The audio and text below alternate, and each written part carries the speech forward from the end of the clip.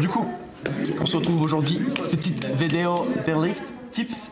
Donc on a fait squat, on a fait bench et maintenant on part sur le terre. On va rentrer directement dans le vif du sujet. Aujourd'hui je vais parler de deux tips.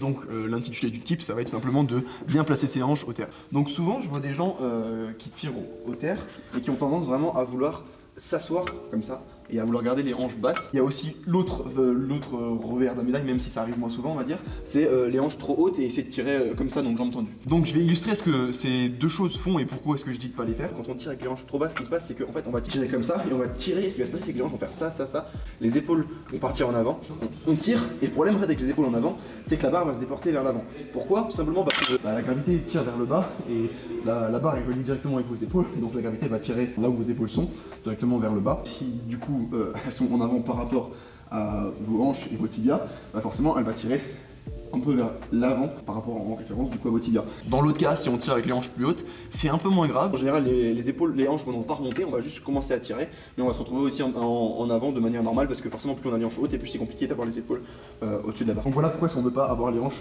ni trop hautes ni trop basses, parce que si elles sont trop hautes, le même problème se pose comme j'ai dit parce qu'on arrive très difficilement à avoir les épaules juste au-dessus de la barre. Donc voilà pour le premier tips. Donc pour le deuxième tips, c'est encore une fois en rapport, c'est encore une fois avec les épaules, comment est-ce que ça se situe par rapport à la barre. Mais cette fois ça va être un tips qui va être plus fait si on arrive du coup à trouver vraiment la position de hanche qui est la bonne et qu'on en est quasiment sûr. Qu'est-ce qu'on peut faire derrière pour être sûr que les épaules soient au-dessus de la barre? Et donc qu'est-ce que ça va être? Ça va être simplement de jouer avec la dorsiflexion. Et donc ce que je vais demander aux gens, c'est d'apprendre à gérer leur poids de corps sur leurs pieds, de toujours respecter la règle des 33, 33, 33, donc le tripode. Et surtout de réussir en fait à jouer avec la dorsiflexion. Et donc là comme vous voyez j'ai plus de dorsiflexion et je peux la reculer. Et je peux jouer avec ça du coup pour positionner mes hanches et de pouvoir retrouver les tibias perpendiculaires au sol et pas trop avancer vers l'avant. Comme vos hanches sont directement reliées avec vos épaules d'un point de vue anatomique, si vous voulez avoir vos épaules au-dessus de la barre tout en ayant vos hanches le plus proche de la barre possible, vous allez devoir être droit, ce qui va vous forcer à descendre les hanches.